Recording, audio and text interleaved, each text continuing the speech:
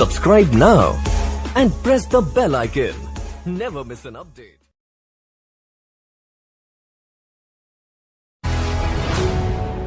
نبی حضرت محمد صلی اللہ علیہ وآلہ وسلم کا ارشاد پاک ہے، رمضان کا تیسرا عشرہ باعث نجات ہے۔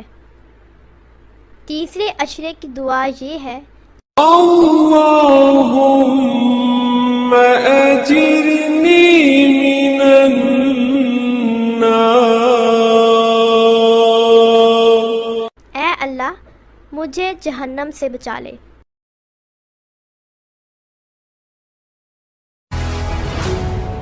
نبی حضرت محمد صلی اللہ علیہ وآلہ وسلم کا ارشاد پاک ہے، رمضان کا تیسرا عشرہ باعث نجات ہے۔ تیسرے عشرے کی دعا یہ ہے، اللہم